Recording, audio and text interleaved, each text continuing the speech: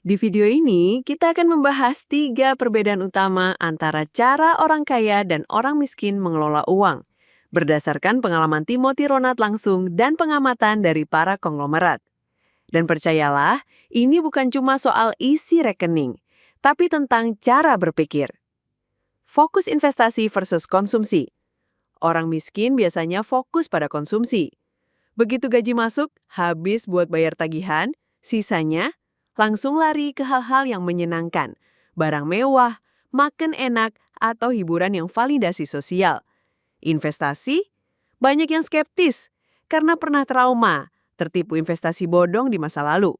Tapi, orang kaya beda. Mereka melihat uang sebagai benih, bukan untuk langsung dihabiskan, tapi ditanam. Dibiarkan tumbuh jadi pohon besar yang berbuah. Mereka bisa menunda kesenangan hari ini demi kebebasan finansial esok. Mereka membeli aset. Dan ketika aset itu menghasilkan, misalnya dividen saham, itulah yang digunakan untuk konsumsi. Modal utamanya tetap dijaga, tetap tumbuh. 2. Punya rencana versus hidup apa adanya. Banyak orang miskin hidup tanpa rencana jangka panjang. Mau makan malam apa aja belum tahu, apalagi rencana pendidikan anak. Ketika kebutuhan mendesak muncul, panik karena nggak ada perencanaan.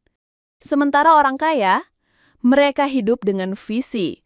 Mereka tahu mau kemana dalam hidup, karir, sampai bisnis. Bahkan mereka merencanakan agar aset yang dibangun hari ini bisa bertahan hingga 100 tahun ke depan. Mereka rela belajar hal yang mungkin terasa sulit, kayak akuntansi, demi menjaga kelangsungan bisnis mereka. 3. Haus belajar versus sok pintar. Ini salah satu perbedaan paling mencolok. Orang miskin sering merasa sudah tahu segalanya. Mereka skeptis terhadap kelas online, seminar, atau buku-buku self-development. Bahkan kadang mengejek orang yang mau belajar lebih. Tapi orang kaya, mereka haus belajar. Mereka sadar, 1% ilmu baru saja bisa mengubah hidup mereka.